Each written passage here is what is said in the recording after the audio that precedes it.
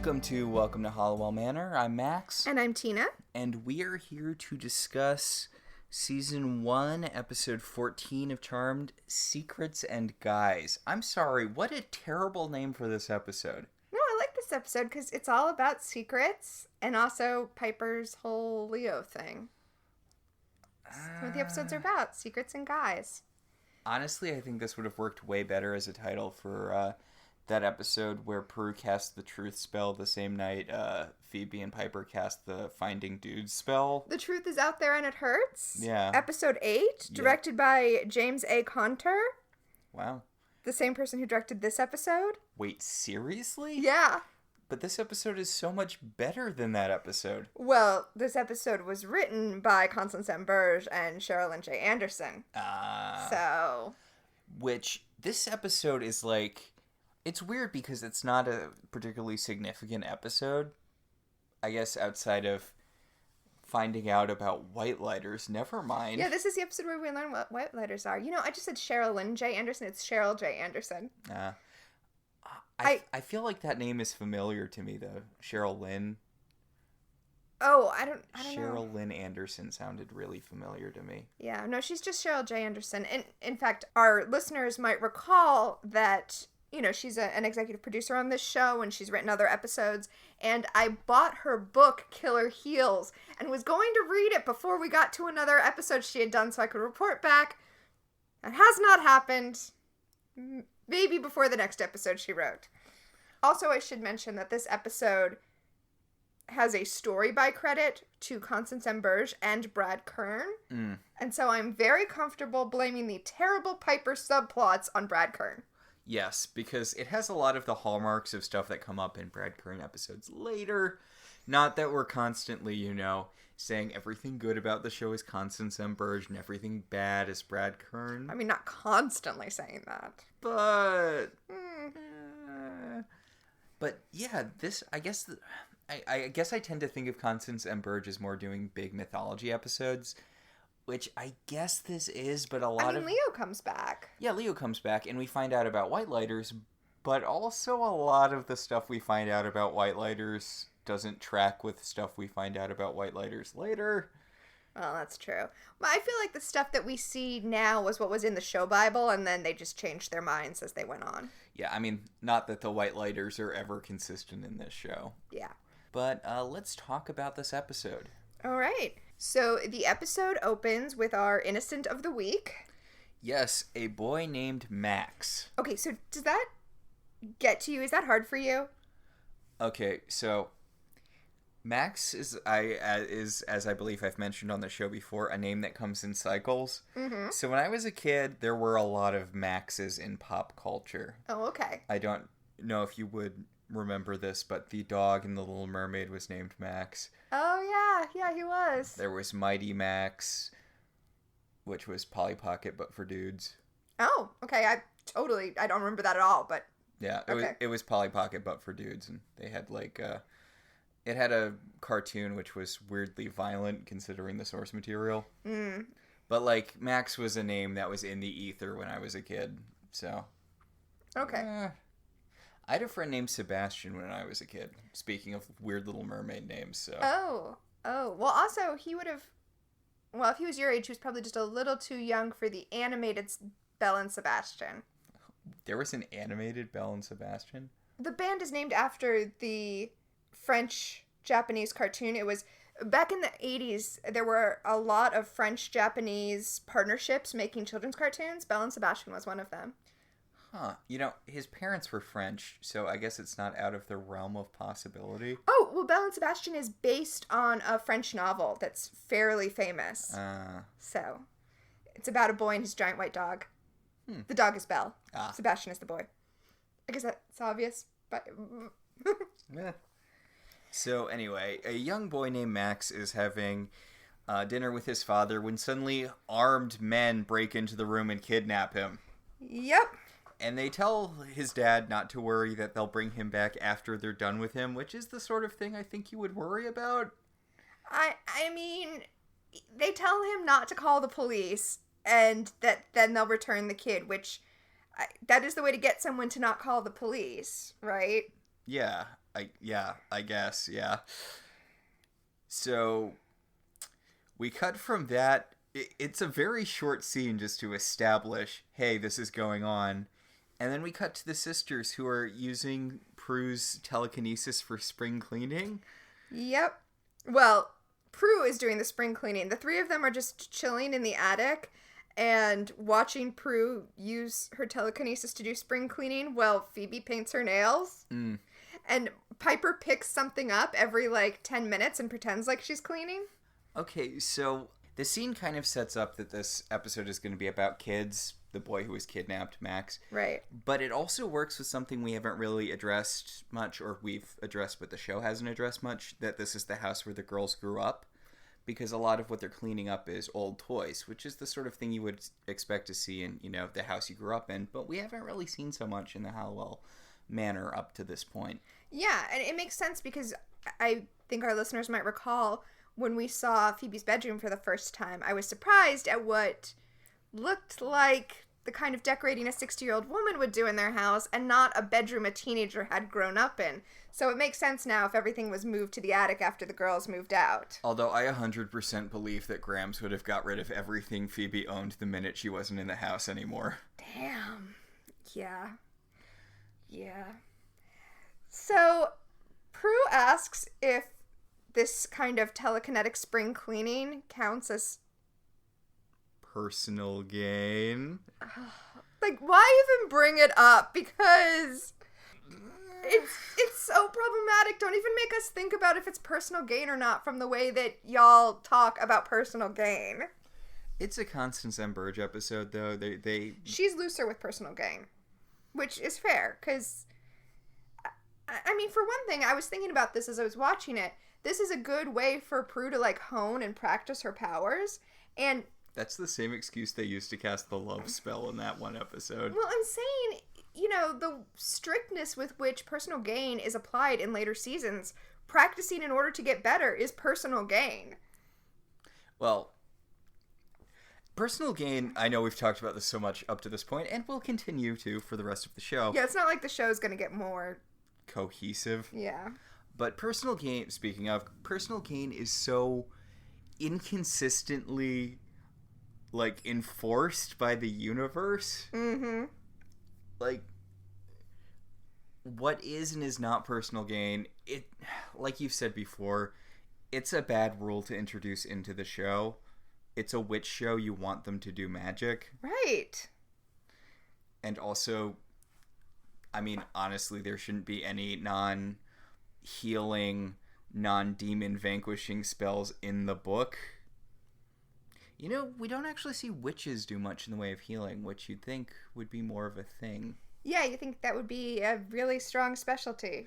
I mean, I guess, obviously, white lighters sort of take up that niche, but... And I guess if every witch has a white lighter, as they will later, not now, but later.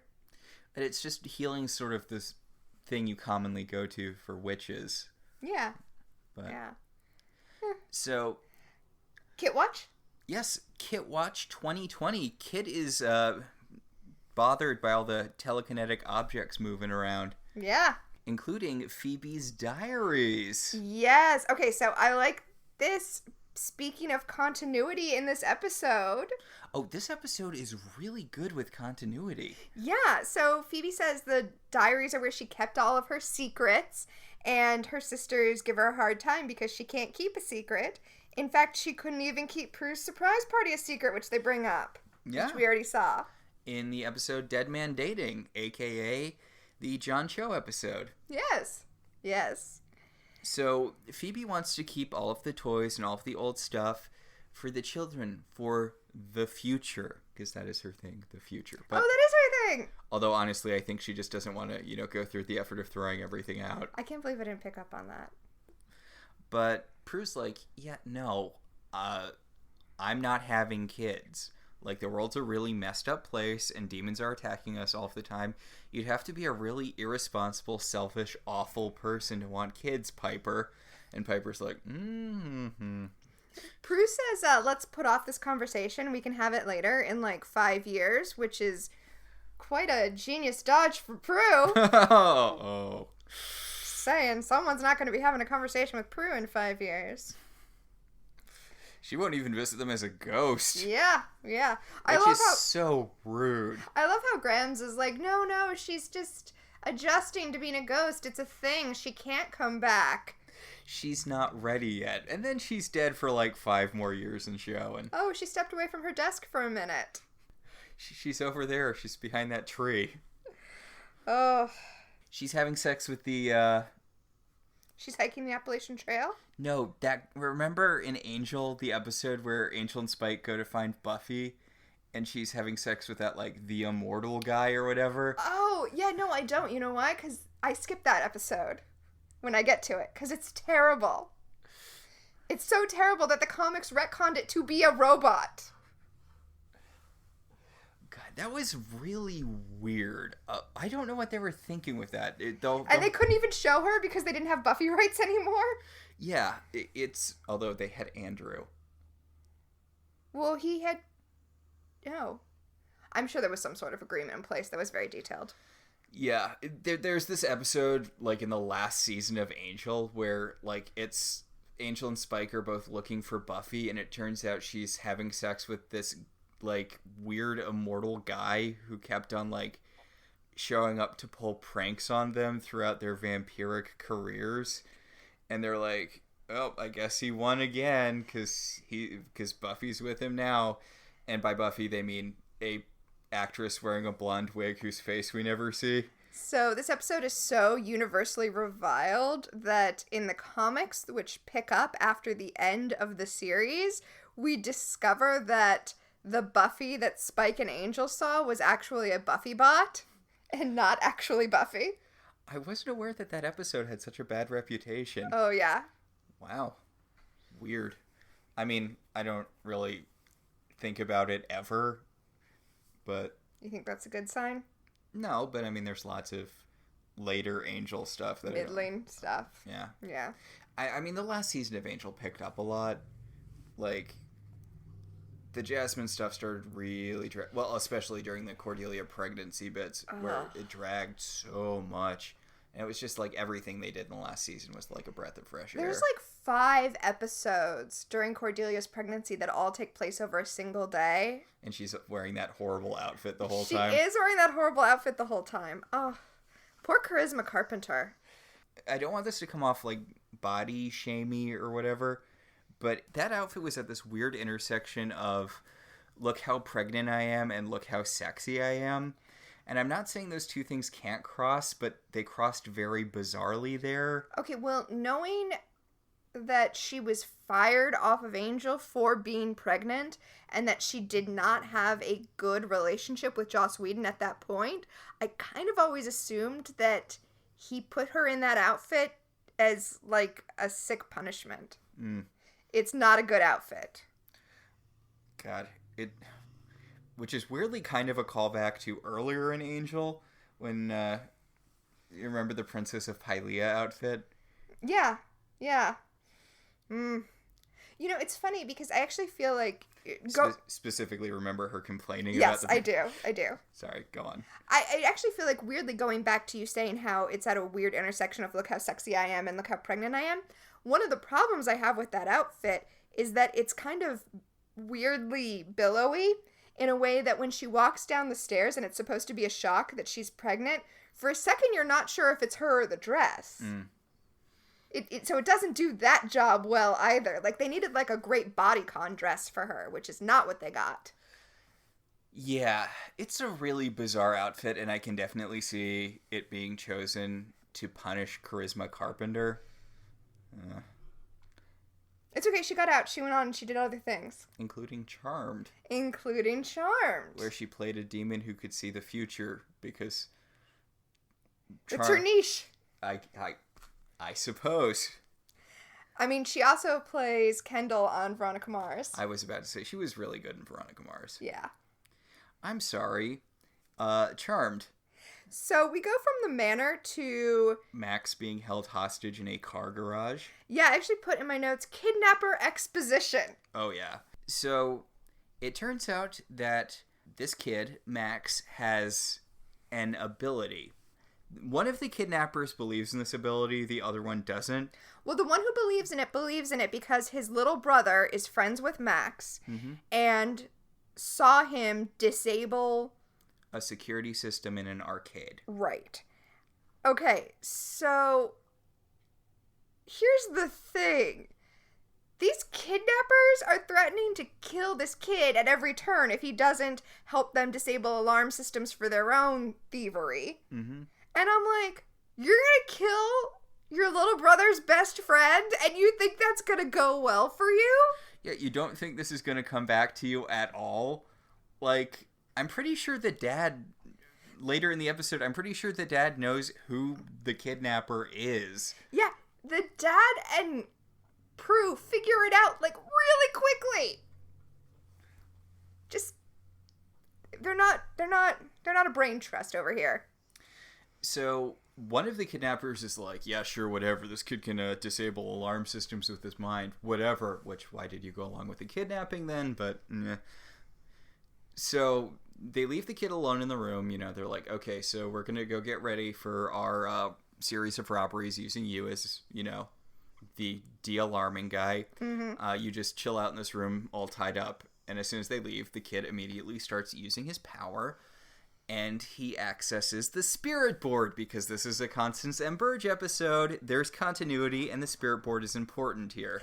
Yeah. So he accesses the spirit board in the manor and spells out "Help Max," which is both really cool and not informative enough. Yeah, it's like I guess he was kidnapped, so he doesn't know super where he is, but maybe give them more information than that. Yeah. I also really like what they do with this kid's power. He says that it's psychokinesis. He can move things he can't see, which is not what psychokinesis is. That's okay. But we'll go with it. Yeah, but I like it because it's this kind of... It's a good balance of a useful power that doesn't overshadow the Charmed One's powers, which is a lot of what we get later in the show. There's a lot of like one-off witches who have powers that seem a lot better than the Charmed powers. Yeah, this is a cool power. You can instantly see why he would have been kidnapped for it, but at the same time, you're not like, hey, why don't they just call Max every time something comes up later in the series? Yeah. So after that we have the opening credits, and then we have... Did you time it out? I love that you knew 45 seconds. 45 full seconds, which is a long time in screen time, of establishing shots of San Francisco. You suggested while we were watching it that maybe San Francisco paid for this because there are nice shots of San Francisco, but there's so many of them. I was feeling like maybe they get a tax break. Like maybe they don't shoot in San Francisco though. It's a lot, though. We go over the piers, we go over the bay, we go through the city streets, we see a trolley. A streetcar. Yeah, we see a streetcar. Like, it's every San Francisco thing. Yeah. So, back at the manor, after we're done with the 10,000 establishing shots, they're trying to figure out who or what Max is. Phoebe suggests that, it's a ghost, and Prue's like, ghost, that's stupid, and Phoebe's like, John Cho. Yeah, although to be fair to Prue, she's like, yeah, Help Max isn't a lot to go on, and it's not. Now, you mentioned that we can tell this is a Constance and Burge episode because there's this spirit board and this respect for continuity, and I would like to suggest that the next thing that happens is all Brad Kern, and that's not knowing what Piper does for a living anymore. Okay, yeah, this whole episode is about Piper dealing with a new asshole head chef at Quake. She's supposed to be the head chef. We had a whole episode about this where the guy who owned the restaurant came back from vacation and was making her do all of these different jobs. And she was like, no, I am a chef. I do chef thing. Me chef. And he's like, okay, you'll only do chef things now. That was actually in the Truth Is Out There and It Hurts episode because he was under a compulsion to tell her the truth, and he told her, the reason I'm not hiring anyone else to do these jobs is because you'll do them for free, apparently. Yeah. Yeah, so what is this? What is this thing where there's a new head chef that she has no power over? Yeah, she has to go, like, coddle this chef who threw away her knives. And, I mean... That gets you fired. Not just fired. Like, chefs are very particular about their knives. Like, no. No. So Prue's like, I guess I should go to Andy and see if he knows anything about a missing Max. And Phoebe's like, really? Andy. Andy's where we're going with this. And Prue's like, come on, he's in the opening credits. Phoebe says that she'll go look at the Book of Shadows and see if it has instructions on the spirit board explaining what to do if someone tries to contact you via spirit board. Honestly, Phoebe should just start touching stuff to see if she can get a premonition. You know, there are no premonitions in this episode. Really? Yeah. Huh. I thought they always made sure that everyone used their powers at least once, but I guess we're... I thought they did too. I think this actually might be the first episode where everyone doesn't use it at least once. Because, yeah, we don't see any Phoebe premonitions. And honestly, Piper's time freeze is really wedged in there. It's like, Piper doesn't really time freeze as much as she does the Zach Morris timeout from the early seasons of Saved by the Bell. Does he not do it later? Yeah, he doesn't do it later. But, yeah, she just freezes time to, like, have emotions at us, the audience, and then she, like, unfreezes.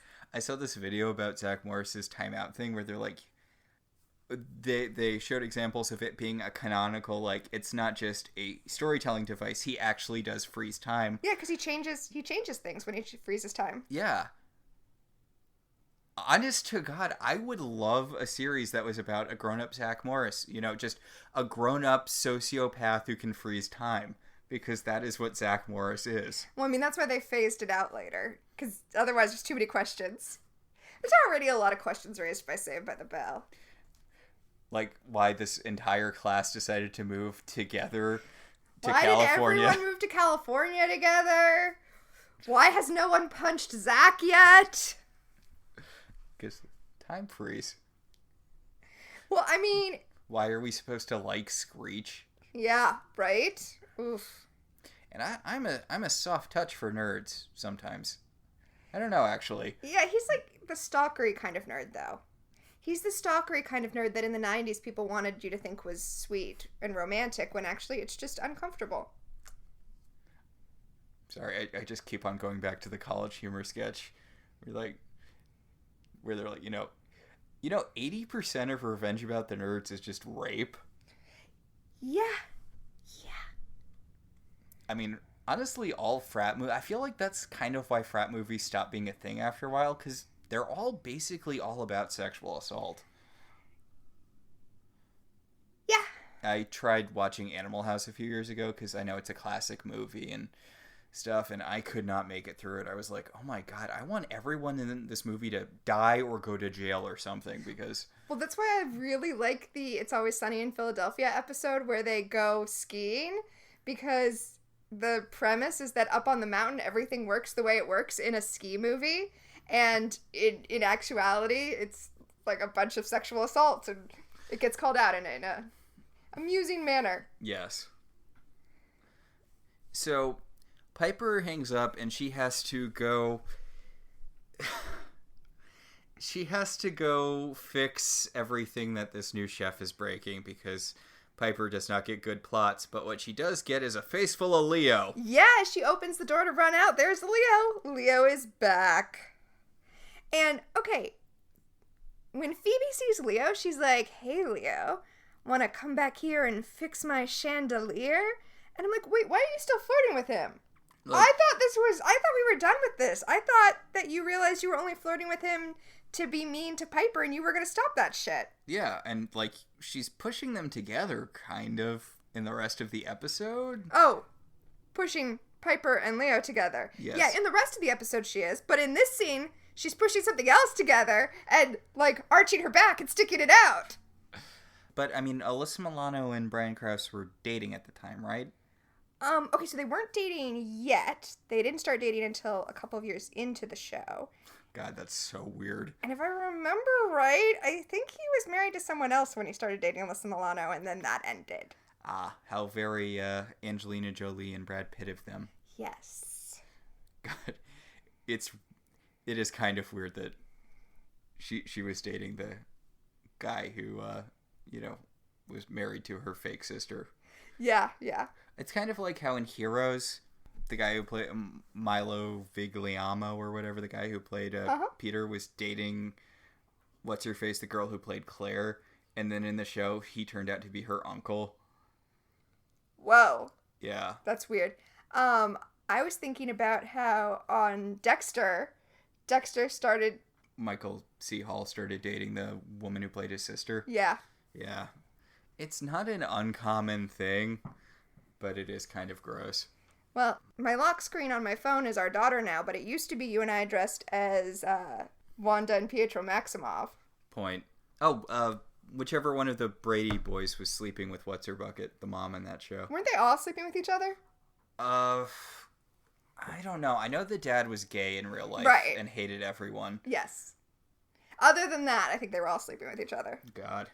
I guess if you come of age on the same... I mean, you spend all your time with, like, these people, and they're the only people who really know what your life is like. I'm just saying it's like a bonding thing. And not just for child actors like on the Brady Bunch. Like, filming Charmed. You're with this tiny group of people all the time. You must grow pretty close-knit. It makes sense that they would have an affair. I mean, didn't Brian Krause end up sleeping with, like, every villain/victim of the week that came onto the show after a certain point? Oh my gosh. So before we sat down to do this podcast, not this episode, but this whole podcast, I watched a bunch of Q&As, and for whatever reason, Holly Marie Combs and Brian Krause are, like, up for anything. There are, like, hundreds of Q&As that are just the two of them, and fewer that have more people from the cast. But at one Q&A, somebody asked, what souvenirs did you take home from the set? And Holly Marie Combs, like, indicates Brian Krause and is like, he took home all the extras. Oh, God. You know, I don't follow anyone from the show on Twitter, but I was recently looking up Chris stuff because for some reason I got kind of weird. I'm kind of weirdly excited to talk about Chris. Okay, I'm very excited to talk about Chris because that plot is so weird. But, like, there's some really cute interactions between Holly Marie Combs and the actor who plays Chris and the actor who plays grown-up Wyatt on Twitter. Oh, I guess I don't think I should follow them. Like, the actor who played Wyatt was like, "Happy birthday, Mom," on Holly Marie Combs', and I was like, that's sweet. I mean, I'm sure she's not thrilled that a guy who's like 5 years younger than her is saying that, but she played with it. Yeah. Yeah. I mean, she's still really into Charmed, like, as a concept, so I'm sure she was fine with it. Yeah. She was the one who was most vocal when they were rebooting Charmed. And look how well that turned out for everyone. Well, she wasn't a fan of it, so I'm glad she gets to be like, I told you so, even though I really wish New Charmed had been good. Yeah, we were all rooting for you, New Charmed. We were all rooting for you. You were the chosen one. I'm sorry, I pivoted there. So Leo's back. Yes, so Leo is back. Leo in his 90s ass jacket. Yeah, it is kind of 90s. Anyway, he and Piper have a charged moment where they remember that they want to bone each other, and they have a passionate kiss about it, which... Oh my. Yeah, okay, so...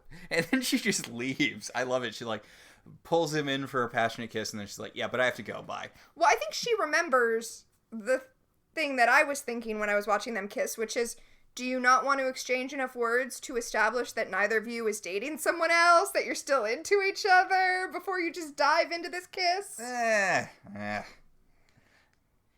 actually really like the resolution to their plot this episode.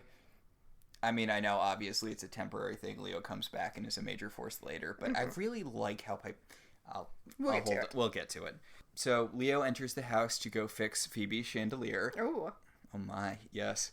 And we cut from that to Prue talking to Andy, and she's like, hey, so I had a dream that I was playing with the spirit board, and it said that someone named Max needs help, and I was like, hey, I should go to my cop ex-boyfriend and ask him if anyone in San Francisco named Max was in trouble because of this dream I had.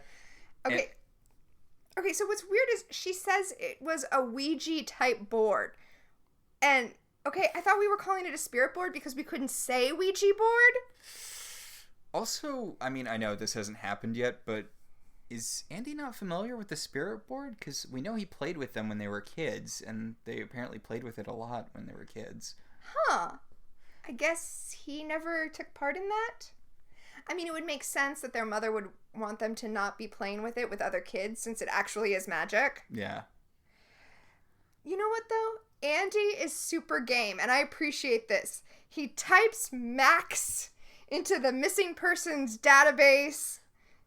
Okay, so Max was not an uncommon name at the time. Are we really supposed to believe that nobody named Max is in trouble in all of San Francisco? Right?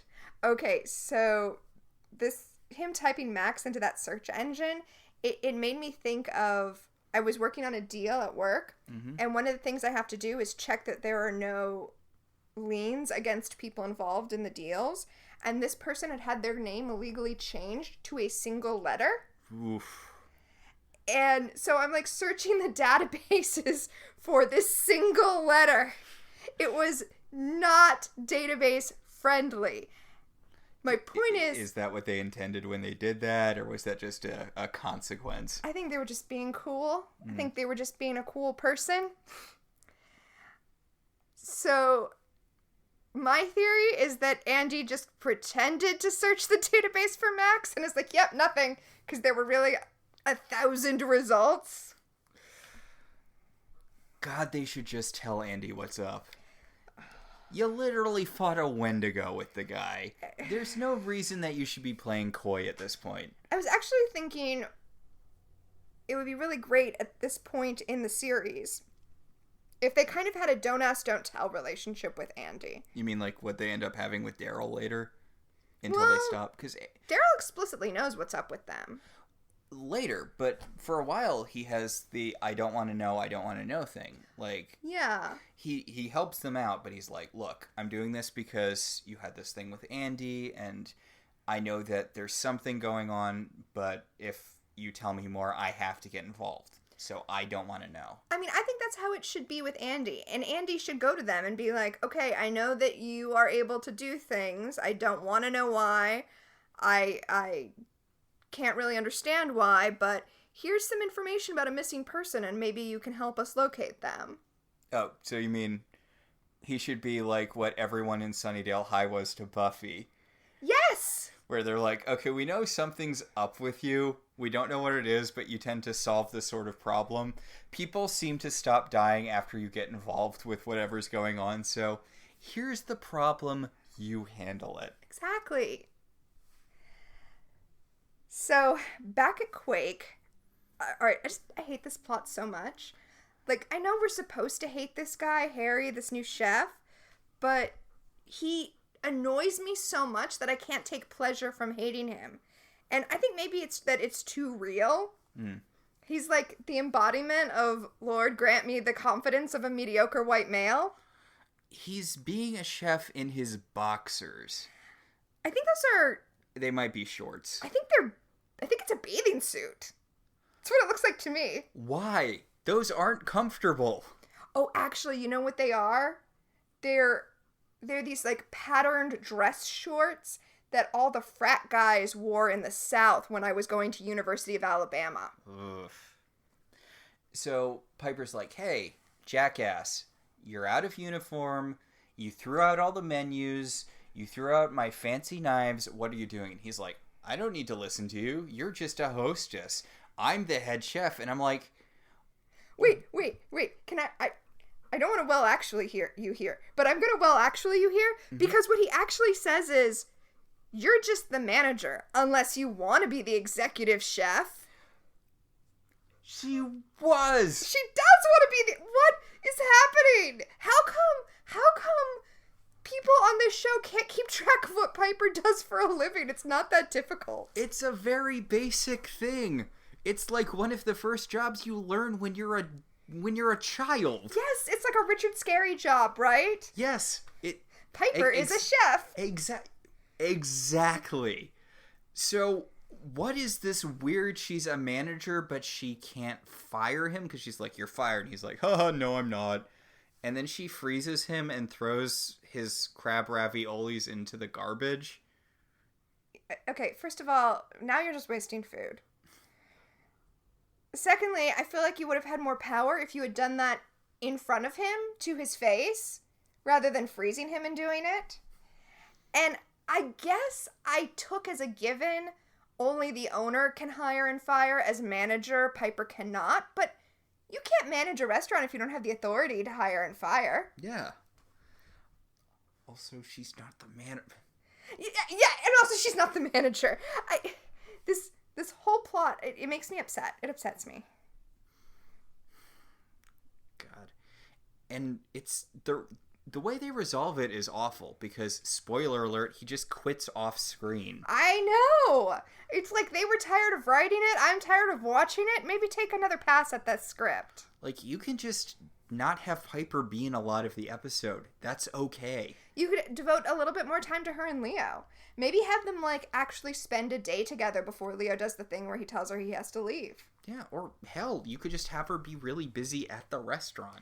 But I think actually if they had had her and Leo spend some time together in this episode, it would have been more bittersweet when he couldn't stay. Mm. So Piper calls Phoebe and she's like, hey, is Leo around? Because I really need to, hear a good man voice before I start, stabbing dudes. And Phoebe's like, let me go get him. Walks into the next room and sees Leo levitating so he can change a light bulb. Oh my god, you massive goober. Yeah, is this like his first day as a white lighter? We know it isn't. Oh my gosh. Okay, I want to bring up something that we've never mentioned before, but it's a thing this show does a lot. Piper is on the phone with Phoebe, and that's the way we do the scene transition from Quake to the Manor. They do that quite a bit on this show, and I like it, and I think it's kind of like a stylistic thing that this show does that I don't think is that common. I think it's unique in this show. It's really good kinetic storytelling. It keeps things moving. It maintains narrative flow really well. Yeah. So Leo falls to the ground as soon as he's caught by Phoebe, and Phoebe's like, gotta go, Piper. And then she points the phone at Leo and she's like, you're a warlock, aren't you? And he's like, no, you can tell by the fact that I've never stabbed any of you. I mean, that's what he says. He's like, if I was going to kill you, I had lots of chances to kill you. That's not as reassuring as you think it is. And I really like the fact that he's holding the light bulb and it's glowing throughout the scene and Phoebe notices it, so it's like... Yeah, no, it's a nice incidental detail. And I just love her expression because he's kind of waving it around and he's like, no, you don't have to worry. And her eyes are just on the glowing light bulb. Yeah. And then they do the weird thing in the scene where she's like, okay, if you're not a warlock and you're not a witch, what are you? And then we cut away because we, the audience, have to be held in suspense. He's a white lighter. Jinx, buy me a Coke. Okay. Next grocery run, I will buy you a Coke. Oh, God, right? I suddenly have the urge, like a really, really strong urge for Special K just because I know I can't run out and buy it whenever. I know. The cereal, not the drugs. Theoretically, you can still buy those drugs. I don't know what Special K is. I'm not a... It's ketamine. Theoretically... It's an animal tranquilizer. / party drug. I wouldn't think those two things would mix. Yet here we are. Isn't that like the first thing every human civilization creates? Tranquilizers? Or party drugs? Party drugs, but... Okay, so... The next scene interrupts Leo before he can explain what he is to Phoebe, and it is the criminals who are testing out Max's power on just some random-ass building. Yeah, they've gone to an office park, and it's a software company, we'll find out, but that doesn't really matter. They show Max some blueprints of the building, showing the schematics, and tell him to use his powers to shut off the alarm. Mm-hmm. And he's like, my mom told me not to use my powers to do bad things, and this is bad. And so the kidnappers, there's basically the mean kidnapper and the nice kidnapper. The mean kidnapper is like, well, you used your powers to break into the arcade, didn't you? And this poor kid must be like, fuck, this is all my fault. My mom said, don't use your powers to do bad things. Then she died of cancer. Used my powers to do one tiny bad thing. And now I'm getting hit with, like, the personal gain karma stick. Yeah, and one of the two guys is like, look, your mom may have said that, but she's dead now. And if you don't want your dad to join her, you're going to do this. Oh, yeah, they're also threatening his dad. Oof. So Max closes his eyes. He uses his powers to disable all of the alarms, which, good going, Max. Yep. He really got the hang of this sort of thing pretty fast. Yeah, because we find out that he only just discovered his power, but unlike the Charmed ones, he knew exactly how to use it almost immediately. Theoretically, he can use it for stuff other than disabling alarms, but... I still feel like that's really good, because the fact that they show him the blueprint schematic of the alarm system means that he has to have at least some understanding of how it works to shut it off. Mm-hmm. And I'm just saying, this seems pretty advanced. Good job, kid. Yeah, and we know he doesn't know about the Charmed ones. I like the idea that he was just reaching out for help with his powers, and that was the conduit he was drawn to. Yeah, well, we find out that Leo helped kind of guide it. Which, I mean, Leo, you could take a more direct hand in this sort of thing. Oh, we'll get to that, like, in the next scene. But first, the mean kidnapper goes into the building basically to walk around and see that it worked. The alarm shut off. The door's unlocked. Yay, good test run. The kidnapper who doesn't believe that Max has powers. Right. Who is not the brother of Max's friend. Right. The nice kidnapper is the brother of Max's friend. But, Right. I mean, there's no such thing as a nice kidnapper, but yeah. Yeah, and they're both kind of assholes, so... Yeah. But I think this is important because the bad kidnapper, for want of a better term, comes out of the building and is immediately accosted by a security guard. And instead of, like, explaining it with one sentence, which he probably could, like, it's a security guard. If he had said, oh, I work here, I was just in on the weekend to pick up some paperwork I needed, the security guard probably would have said, oh, okay, because I don't have a response to that, and left, and maybe called into his security team, like, when they had driven away. But no, he pulls a gun, and he shoots him dead. Yeah, I mean, honestly, there's a lot of things you could say, like, oh, I had an interview here, but it looks like no one's here. Yeah. Like, he doesn't shoot the guard dead. He shoots the guard. Later we find out that the guard is still alive. Do we? I think so. I'm pretty sure. Okay. If you say so. But my point is that the nice kidnapper, like, kind of, he grabs Max to keep him from shouting. But I also felt like he was pulling him away to, like, not see this guy getting shot. Well, don't take him to crime scenes then, dude. Or don't partner with someone who's going to go shooting all willy-nilly. Well, I mean, that is really the lesson that everybody should take from this. Yes. So, Phoebe is having tea with Leo in the sunroom. Yeah, in their floater room. Yeah, and Leo's explaining what a white lighter is to her. He's like, we're like guardian angels for witches, although guardian angels are going to be a whole separate thing later for like one episode, but I mean, really, white lighters are guardian angels. We heal, we guide. We're not supposed to interact with witches, but you caught me. Oops. Also, we heat up tea. Yeah, Leo, I mean, honestly, this is something Leo does for the rest of the show, where he has a bunch of kind of one-off powers. Yeah. But he leans over and he heats up Phoebe's tea that she's drinking. Is this covered under his healing purview? He healed the tea. Yeah. Yeah, no, probably not. So, we get the impression from his explanation that white lighters kind of only help out rookie witches. Yeah, because he tells Phoebe that he was sent to watch over them when they first got their powers. By a group of elder white lighters called the Founders. I'm sorry, called what? Yeah, I know, right? Okay. Yeah, they're never called the Founders again. They're called the Elders. Yes.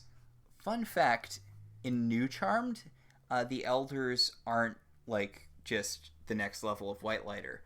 They're the next level of witch. Ooh, that's interesting. Yeah, and they created the white lighters. Oh, that gives it a very different dynamic. Yeah. Honestly, The thing about New Charmed is that it's kind of wasted potential, the show, because it comes up with all these very interesting ideas and then doesn't do anything with them. Oh, well then we should really be covering it, because that's kind of our jam. Yes. Like, spoilers for New Charmed, when they create White Lighters, they do it by bringing someone back from the dead and splitting them into two aspects. A good half with healing powers and a bad half with hurting powers. Hurting powers?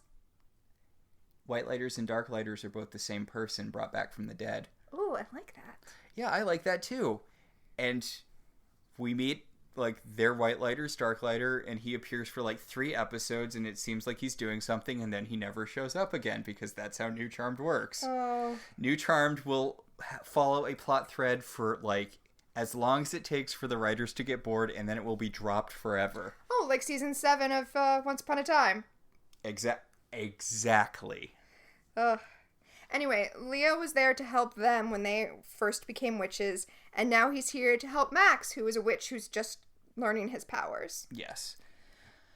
He says that he's the one who linked up Max with the spirit board when he was reaching out for help, because he's just there to guide and empower and help other witches help each other. And also, that's all he's gonna do.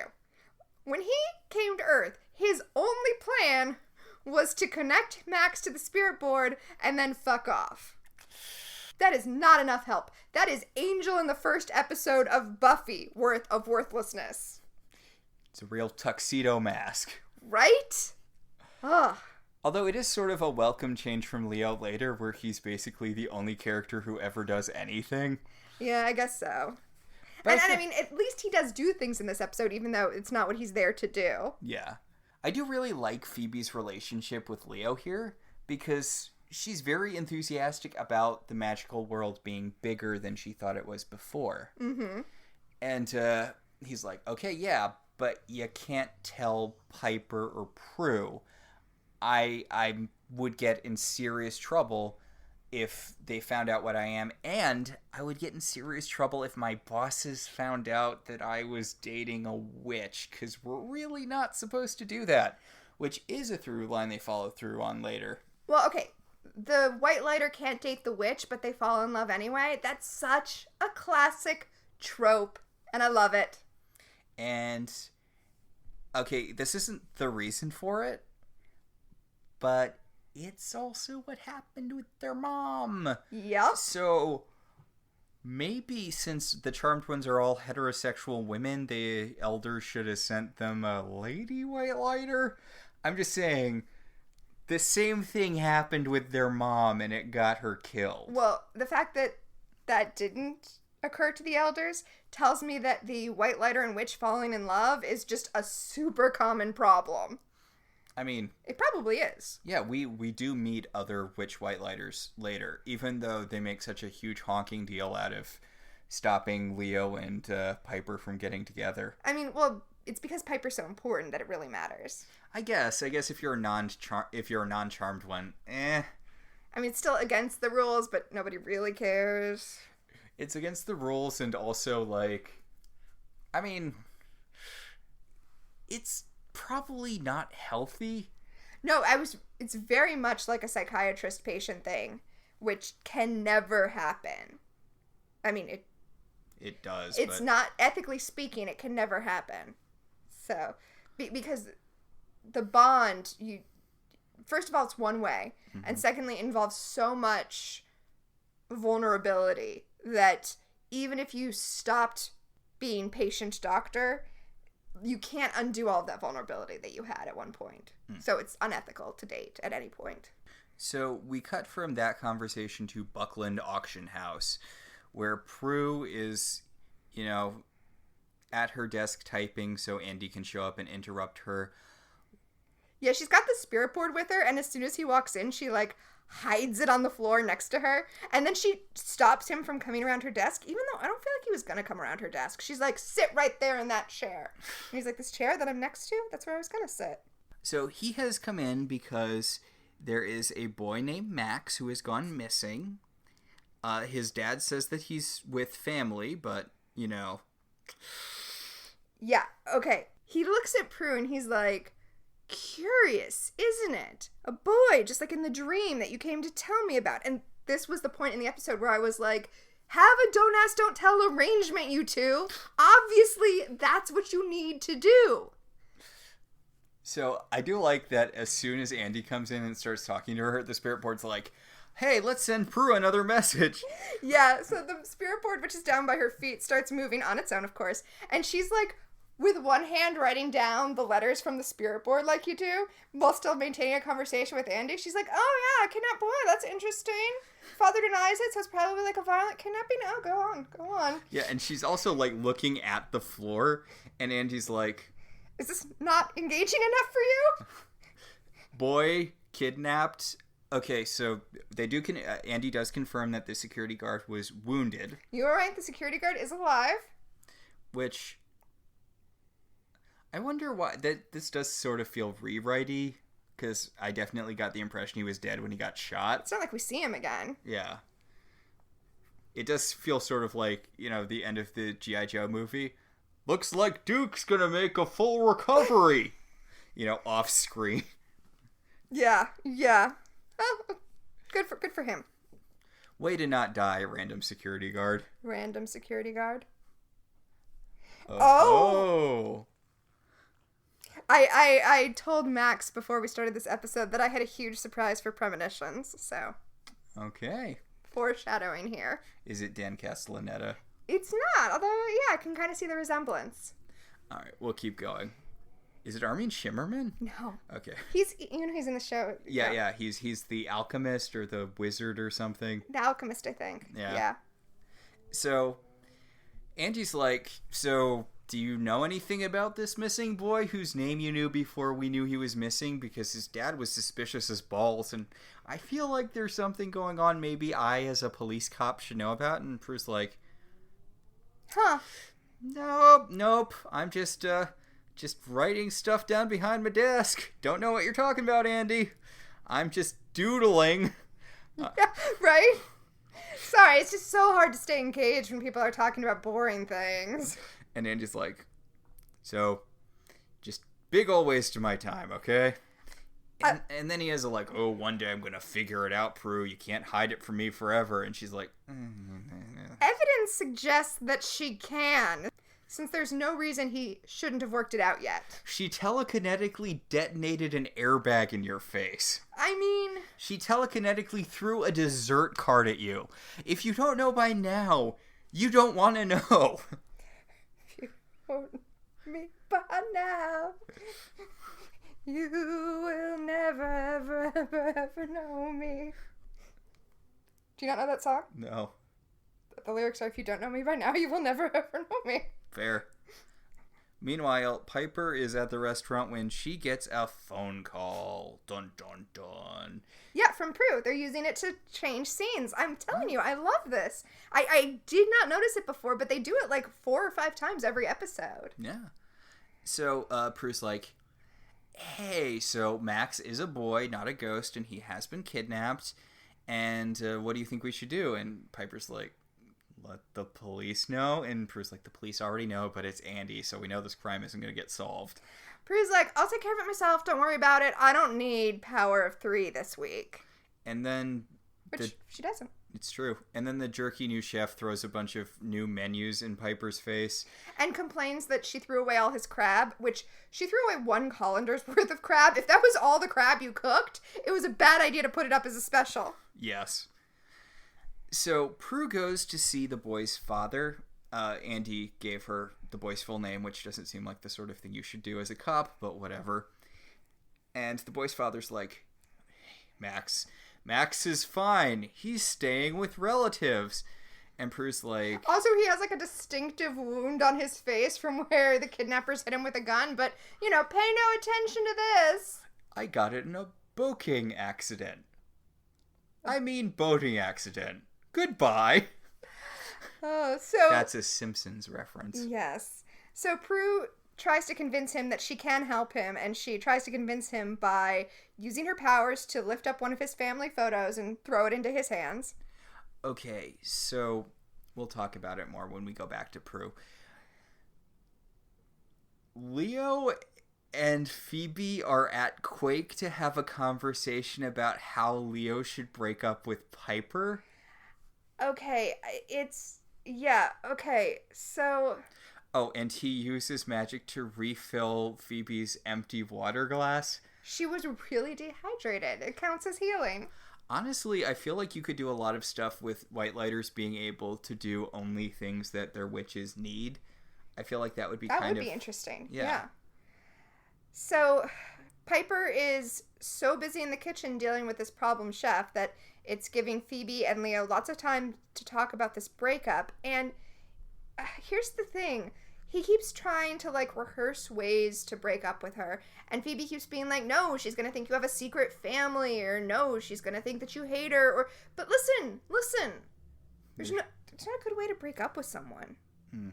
It's true. There's no way to break up with someone where you're not going to hurt them.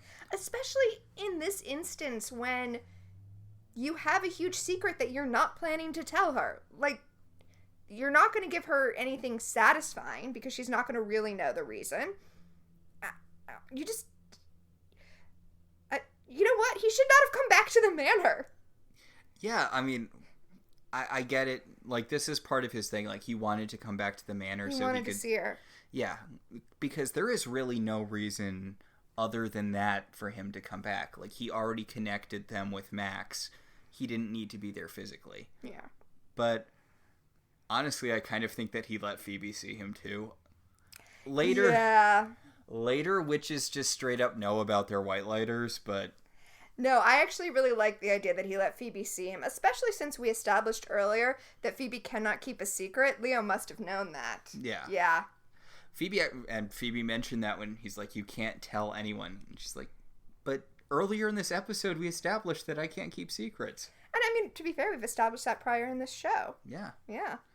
So, back with Max's father, he's talking to Prue about his wife, and I know this is all just sort of to further the Prue-Andy thing, which, but I really, really like the vignette we have here, where his wife was a witch. He didn't find out until after they had been together for a pretty long time. I think he didn't find out until she was about... He's kind of vague on the timeline, but his wife died of cancer, and I think he didn't find out until right before she died.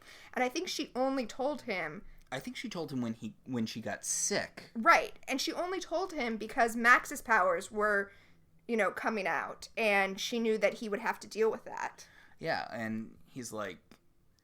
And Prue said maybe she didn't tell you because she didn't think you would handle it, and she wanted to be with you. And he's like, I think it did a major disservice to our relationship to hide something like that from me. I would have loved her anyway, and it hurt me that she kept such a big part of herself hidden. And this is such a good scene.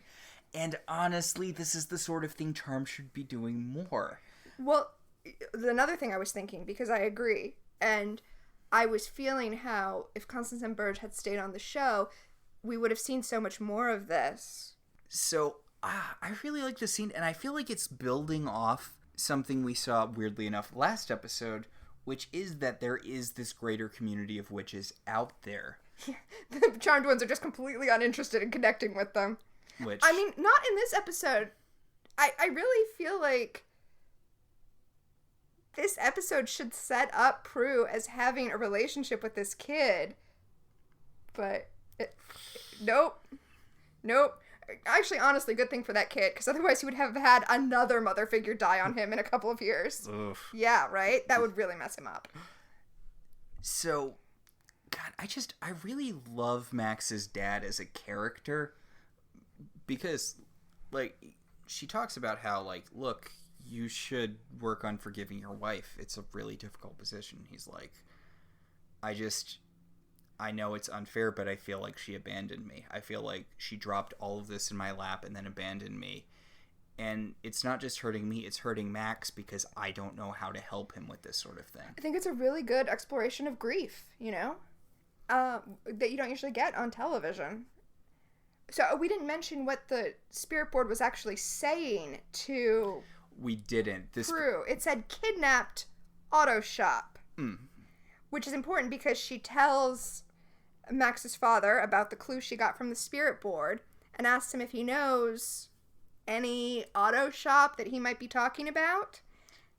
And Max's dad is like, oh, thank goodness, he's working with the stupidest kidnappers ever. The brother of the kid he broke into the arcade with works at an auto shop. That's obviously where they are. Yeah. Who plans a kidnapping from out of their place of business? It's such a bad idea. So we immediately cut to Prue going to Oakland, which it's a good nod to the fact that they're in San Francisco, to save Max from the back of this auto shop.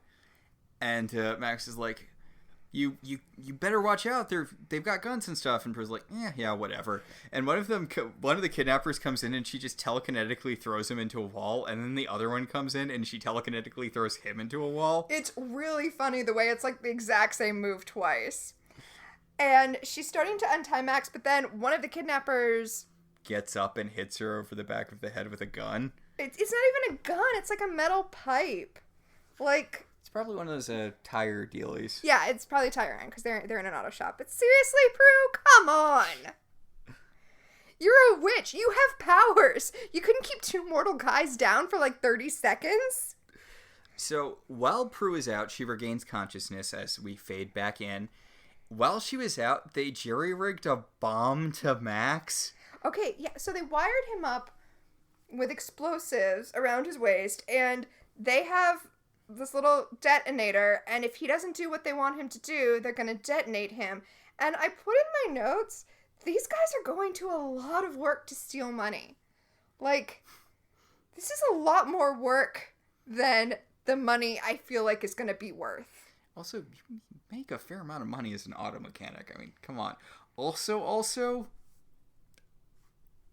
Prue's telekinetic, the kid's telekinetic. You got the kid because he can disable electronics. These are the worst kidnappers ever. Yep. Just no getting around that. So they're like, don't even try anything or we'll blow up the kid. And, yeah, so guess how this is going to resolve. Right. I wonder if the kid who can disable electronics with his mind is going to disable this electronic with his mind at any point. Not to, like, spoil it or anything. I mean, also, you know, Prue, you're telekinetic and he needs the detonator to make it blow up. You could just float it into the air like you were doing with all of that other stuff earlier in the episode. Right. But Prue's like, hey, just stay calm, do everything they say. I'm going to be here with you to make sure that you make it through alive. And the kid's like, I'm sorry that I got you into this. I'm sorry I have these powers. And Prue's like, no, powers are a good thing. It's not your fault. It's their fault. You shouldn't feel bad for the bad things that they're making you do, which, solid. That's nice. It's good. It's good momming, which is, of course, what's happening to Prue in this episode. She's realizing, wait, maybe I do have that maternal gene. Yeah. I mean, again, this is why we established early when she's like, I don't want kids, so that she could have this bonding thing with the kid, and then she'll want kids by the end of the episode, but it won't matter because she's going to die. Damn, that was a dark run-on sentence. Yeah. So, what the nice kidnapper's like, don't you think wiring a bomb to the kid's kind of extreme? And the guy's like, you saw what she could do. It's pretty cool, though, right? And the good kidnapper's like, what? And he's like, Yeah, no, the bad kidnapper is like, hey, maybe she'll come in useful, too. Really? Really? You think you're going to keep control over two witches? I've got it. We'll just get a whole bunch of jaguars and release them into the bank, and they'll eat all the security guards, and then we can run in and just grab all of the money. This plan is flawless. So, back at Quake, Leo is trying to have the breakup conversation with Piper. Well, first of all, Leo is taking forever to get to the point, because he's doing all this build-up where he's like, I love you so much, and I'm so happy to see you, but I have something so important to tell you.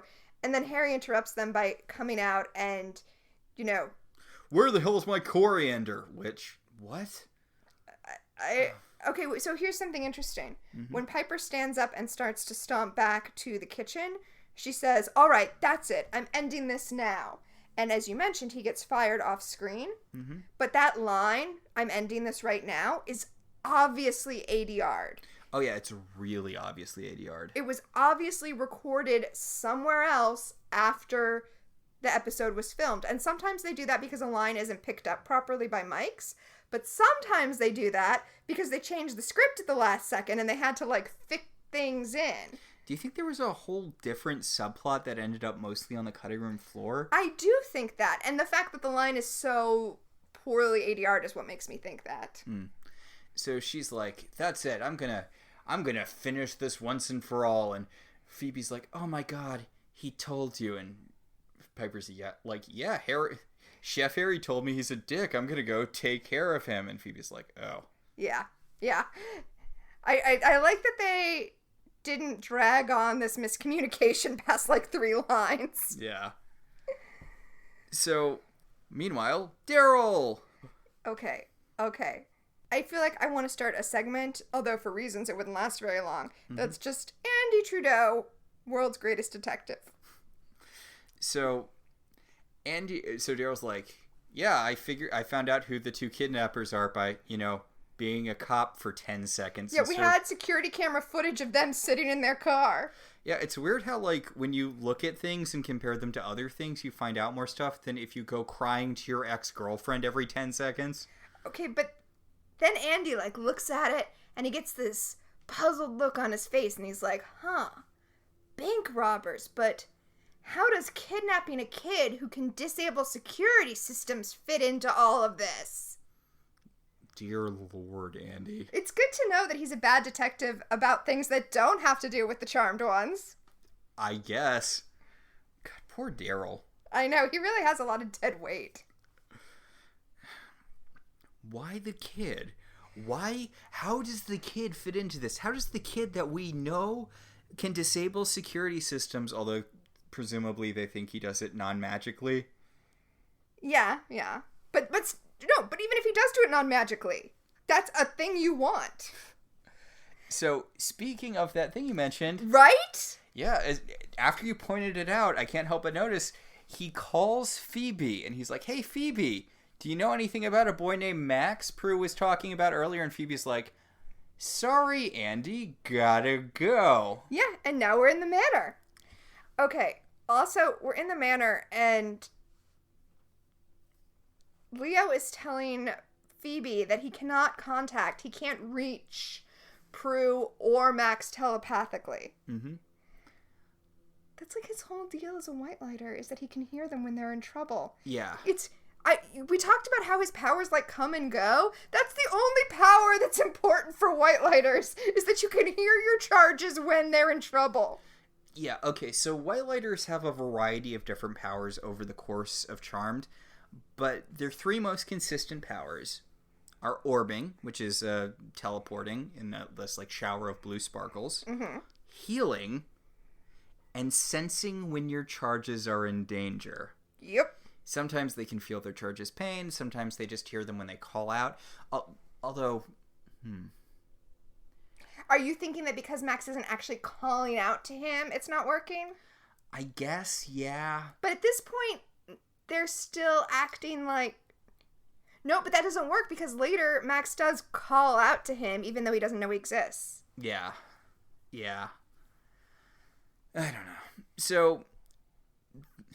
We just have to keep Prue and Max separated for long enough that, Prue can resolve her mother issues. Separated? From the rest of the cast. Okay. So Piper comes into the room and Leo's like, oh, I wasn't talking about contacting anyone telepathically or anything. We were just talking about football.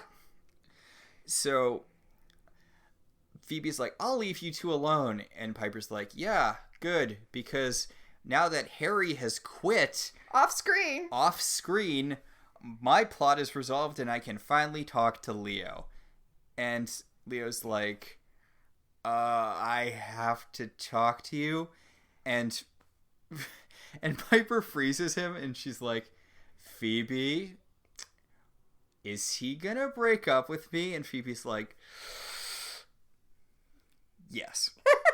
I mean, to be fair, Phoebe's like, I really think you should have this conversation with him, which does yes mean yes.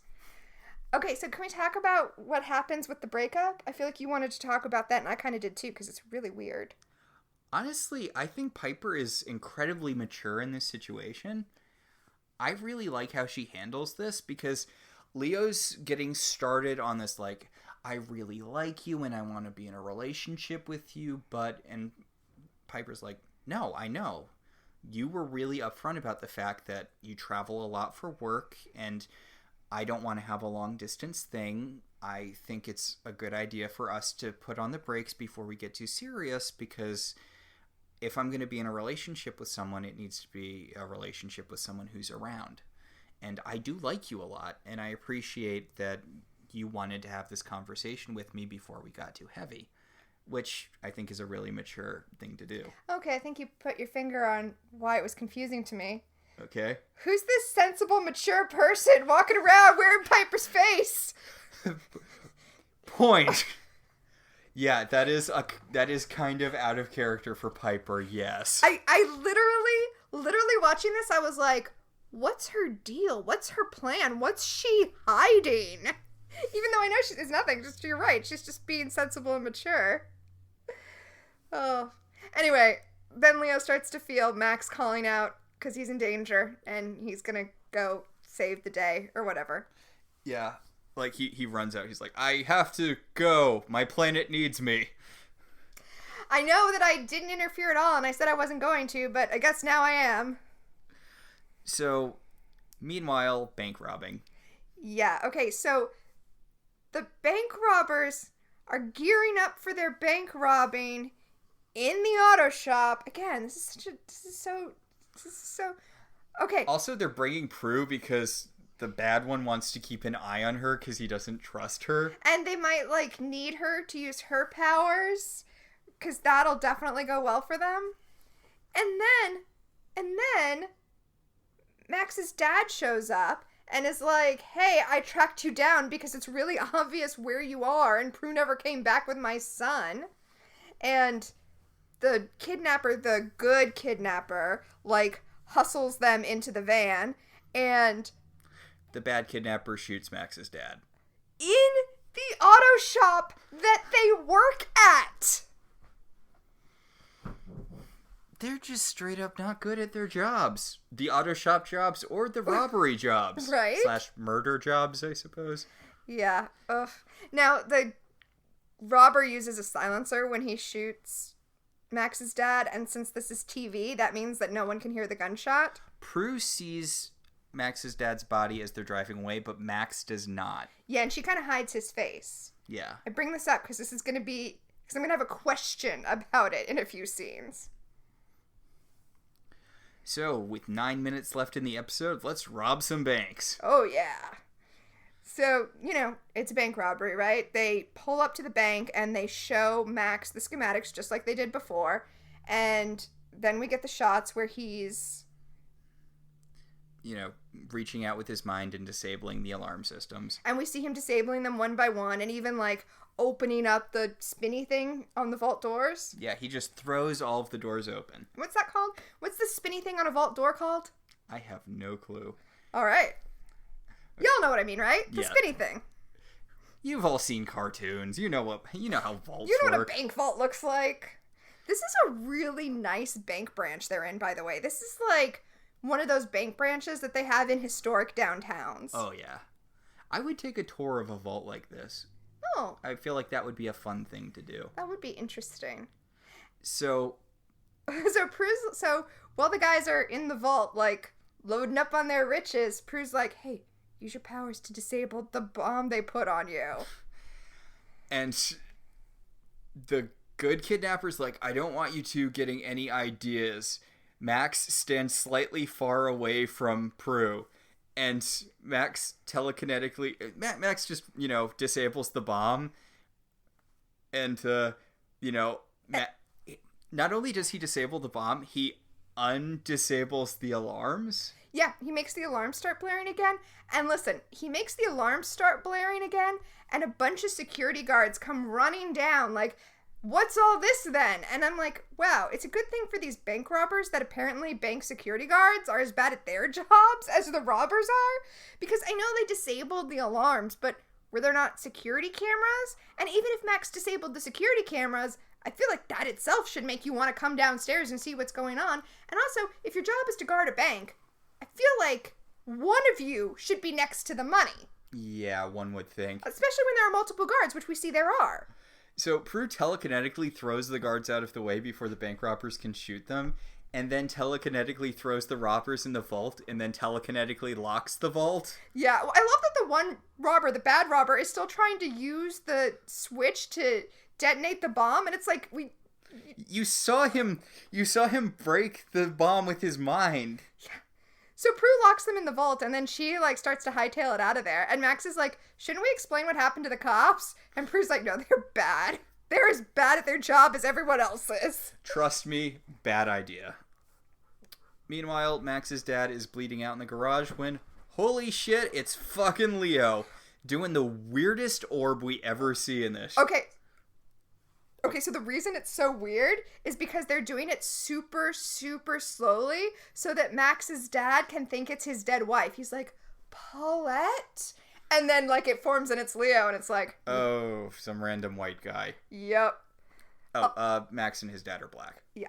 I do like that Leo is like... I do like what Leo says, though. He says, it's not time to be with your wife. It's time to be with your son. Yeah, and it's a nice moment. He heals Max's dad. Okay, can we talk about him healing Max's dad? Is it the fact that he also heals his shirt? Oh, no, that's whatever. Because he does that all the time. I'm not worried about that. No, he can heal random people who are shot by guns. Thought he could only heal witches. Thought he could only heal his charges. Okay. White lighter healing is massively, massively inconsistent over the course of this show. We see Leo heal pipes. That's true, we do see that. But he can't heal a guy who got turned into an owl when the owl gets shot. I do believe that we see him heal ordinary human people. Okay. But he can't heal half demons, except sometimes he can. See, the problem with the white lighter healing is... why isn't he just using that all the time? Like, as much as we praised Max's power because it wasn't show-breaking, healing really is show-breaking. Well, I mean, kind of later in the show, the Charmed Ones get fatally injured 2 or 3 times an episode just because they can. Yeah, I guess the answer is you just keep Leo really busy. Yeah, like, I know this isn't a thing that after this one episode everyone knows about their white lighters all the damn time, but maybe this is why white lighters don't want witches to know about them, because they become too reliant on them. I like that that's not actually a thing. Leo just told that to Phoebe because he didn't want to tell them because he knew he would be run ragged. Yeah. But I think white light, well, later we get a thing where Leo's like, I can only heal people who are injured while fighting evil. Yeah. But then what's evil? Like, were these bank robbers evil? Because they're humans, right? So does evil have to be a demon, like capital E evil? Or is the fact that they kidnapped a child and we're going to blow him up sufficiently evil? I mean, again, nothing about the white lighters is ever consistently, enforced. I'm fairly certain he heals a splinter Piper gets at one point. Well, but that's his wife, so... Okay. Spoilers. Yes. All right. I do want to talk about what I think is a really cool special effect work here. Mm-hmm. So after Leo heals Max's dad, right, whose name is actually Gordon Franklin, he does have a name. After he heals Gordon and he tells him, take care of your son, raise him well, and then he orbs out and the orb becomes the lens flare on the headlight of the truck pulling in. That is a really cool effect. You know what? I really like that. Yeah, and the truck that's coming back, it's the truck that the robbers took, but now it's being driven by Prue, bringing back Max. And, okay, here's my question from before. What did she think she was bringing Max back to? And did she prepare him for it? Because he does not seem surprised at all to see that his dad is fine. Yeah, so...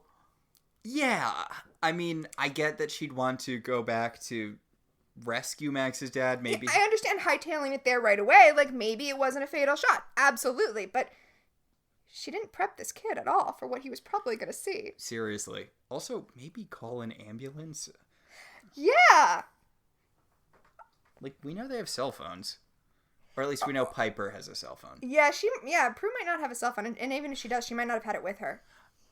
I was going to say, we know Prue does have a cell phone because of the Dream Sorcerer episode. Right, but she might not have had it with her. Yeah. I mean, I guess if you're kidnapping someone, you take away their cell phone. Well, also, I feel like in the 90s, we didn't all keep our cell phones with us all the time. Like, I literally just kept mine in the glove box of my car in case I needed something if my car broke down. Because it wasn't also a conduit to the internet. Point. So, Max's dad hugs Max, and Prue's like, the shit, dude, you were dying. I saw you bleeding out on the ground. And Max's dad was like, I guess a higher power was looking out for me. And then he winks up at the ceiling, and Prue's like, what? What's going on? What's happening there? So, Prue also says the same words that Leo said to Max's dad. She's like, yeah, look out for Max and raise him well as a little witch. And as a reward, Max's dad brings them to Max's mom's grave. Yeah. Well, it's a nice scene because he and Max are, there. They're doing their grieving thing. And Max's dad tells him, I was really mad at your mom for dying and for not telling me her secret and for, leaving me with this huge thing with you that I had to deal with that I was not prepared for.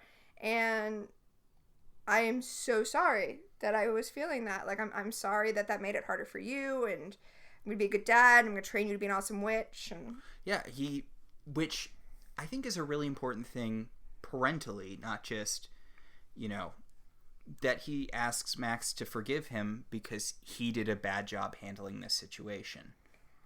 I know not everything is queer subtext, but it really felt like, the flip side of, have you tried not being a mutant? Your mom didn't tell me she was bisexual before she died, and now you're bisexual, and I'm having a hard time coming to terms with that. Well, more like, I'm sorry that I wasn't accepting when I found out what you are, but that was a problem with me, and I love you and accept you completely. I wish we had spent more time with this family instead of Piper having her dumb subplot. God, yeah. Because this is all really good emotional resolution, and you know what it's kind of like? What? It's kind of like a much better version.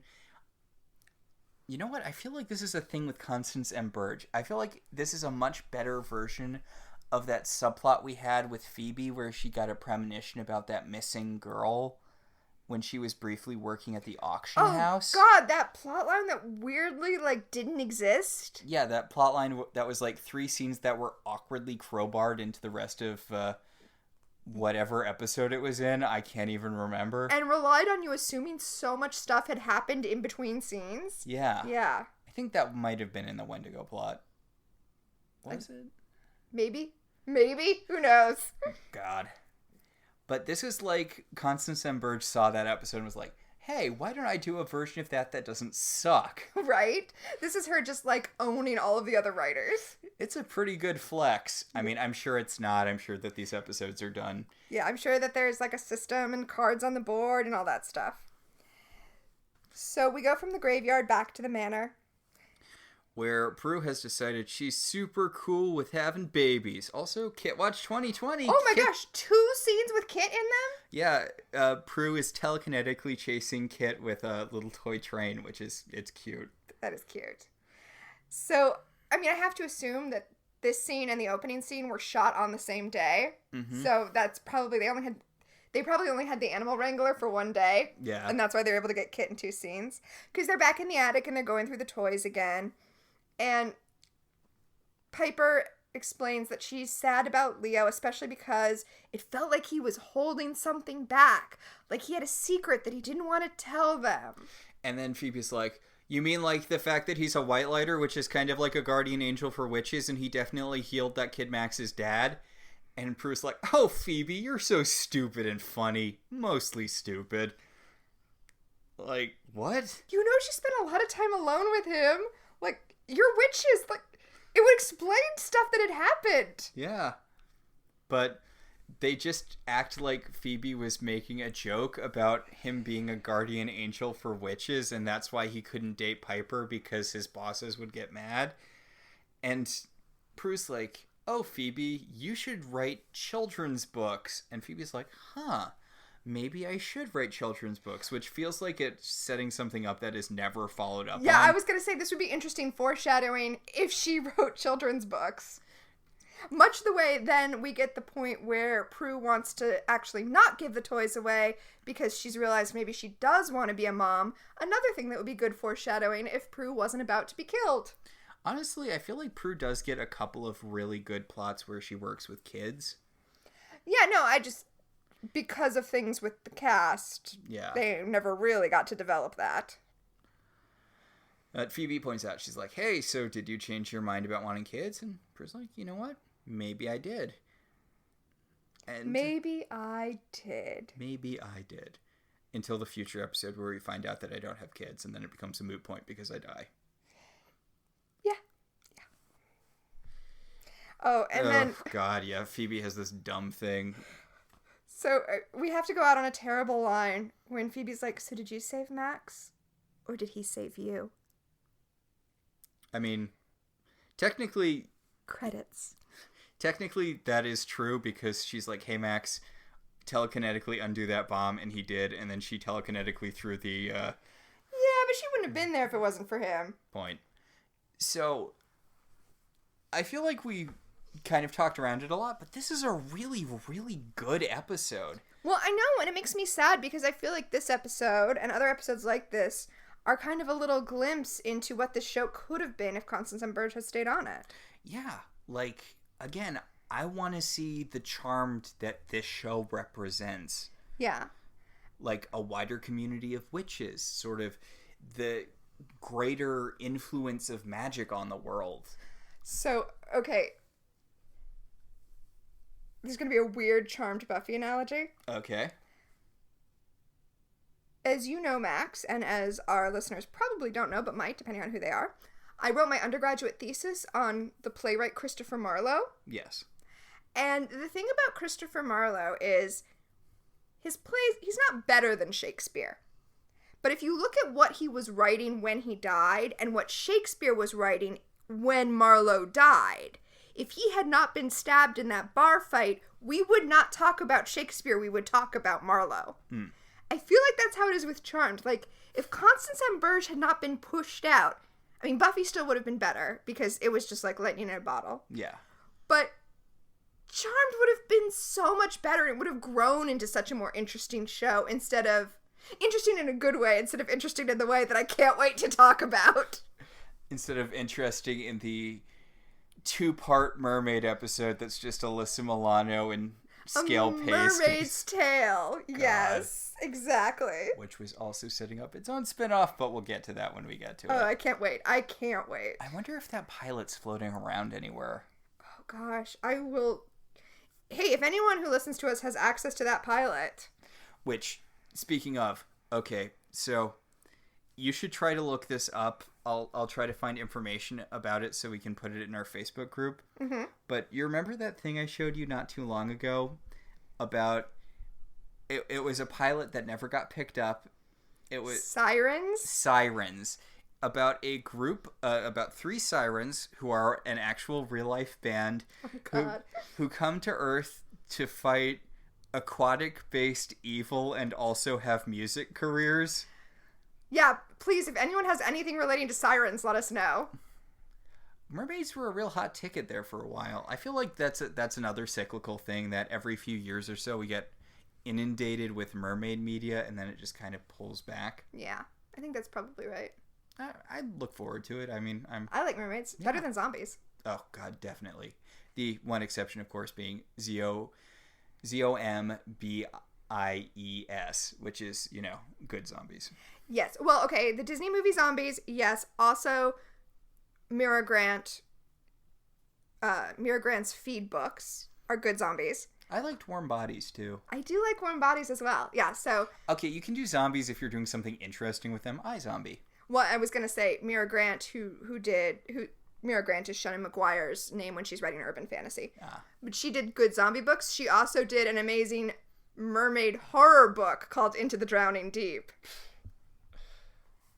I think that should about do it for this week. Let's talk about segments. All right, so segments. I know you have been itching to hit me with a premonition. Okay, so here's the thing. The security... Oh, premonitions is... It's the segment in which we look into the future and see which actors, minor or major, in an episode will become famous later, or in some cases were famous in the past. So the security guard at the computer programming place where they first break in is on screen for literally half a second, less than a full second, and has one line, which is, "Hey." All right. It was very difficult for me to get a screenshot because he's on there for less than a second. This is the screenshot. Okay, so this man's name... Because I don't recognize him. This man's name is Michael Bunnan. And here's another picture of him. Okay. Oh my god! Oh my god, it's Jeff from Superstore! Yes, it's Jeff from Superstore! Mind blown! Wow. Dang. Wow. I'm going to put that screenshot on our Twitter and on our Facebook because it was so hard to get. He's literally on screen for half a second. Wow. Good on him. Getting an actual career many years after this. Yes. By the way, I don't know if our listeners watch Superstore because I don't think we really talk about it. You should. It's very good. It is incredibly... I feel like Superstore does not get the attention it deserves. You have to make it through, I enjoyed the first season, but when it starts getting really heavily into corporate culture is when it gets really good, and that's around late season 1. Yeah. All right, so... We'll move on to our second segment, Time Freeze. What specifically dated this episode for you? So actually a lot in this episode felt kind of timeless to me. There wasn't a lot of dated technology or anything. I mean, it's kind of a stretch, but I would say maybe the fact that the boys broke into an arcade. Oh, yeah, that... And I mean, even that, we live in Portland where arcades are still... Well, not now. I was going to say arcades are still a thriving business. Obviously, we're talking about the before times, which... Okay, so this is the thing... which I feel like was a huge thing in pop culture at the time, but the fact that the place that they break into is a computer chip processing plant. Oh, yeah. Because computer chips were the thing back in the day. You know, like that was the thing that made the doll that was going to replace Tyra Banks in that Tyra Banks doll movie special. Oh, yeah. Like things or wasn't that the thing with Home Alone also? Like there was a computer chip or something that the kid had, or... That might have been like the third Home Alone movie when they stopped trying. Yeah, no, the first Home Alone movie, the thing he had was the talk boy. Yeah, no, there's no. I always wondered why they just didn't try a different house. I saw Home Alone like once when I was a very small child, and I never had any urge to revisit it. Yeah, like why did it become personal for them? As soon as one thing goes wrong, you walk away. This is how you get caught. Yeah. Letting it get personal. Seriously. So, basically it was just the computer chip processing plant and also kind of Leo's hair. Yeah. I mean, and Leo's jacket. Leo is a very 90s aesthetic guy. Yeah, he's exactly the kind of guy that was really attractive in the 90s. Which is unfortunate for him because he was from the, 40s? Oh, you mean the character. Yeah. Yes. Okay, so I guess that'll take us to our last segment, telekinesis. What genuinely moved you? So for me, it was the scene at the graveyard with Max's dad and Max having their conversation. Okay, similar but not the same. Mine's the conversation the dad had with Prue about how angry he was at the mom. Where I'm like you said at the time, it's a side of grief you don't really get to see that often. Yeah. And I did like that they touched on he misses his wife, but he's also you can argue legitimately angry that she kept this from him. Yeah, left him unprepared to help their son when he's dealing with this massive life-changing thing. Yeah. And I guess that'll about do it. Yeah, I guess that's it for this week. Our show is partially listener-supported. If you want to be one of the supporters, you should head over to our website, www.welcometotelevision.net, and click on our Patreon link. We'd like to thank our current $5 and above patrons, Beryl, Patricia, Sam, Cassidy, Alex, Alicia, Ryan, Maricruz, Rosa, Javier, and Benjamin. If you'd like to support the show in other ways, you could always rate and review us on Apple Podcasts. It helps other people find the show. If you want to talk about this show, or any show... Sirens! Yeah, if you want to talk about Sirens, or if you want to talk about Superstore, Ooh. yeah, head over to our Facebook page, Welcome to Television. We can also be contacted at I Love TV Zines on Twitter, or I Love Television Zines at gmail.com. So until next time, I'm Tina. And I'm Max. And this has been Welcome to the Halliwell Manor.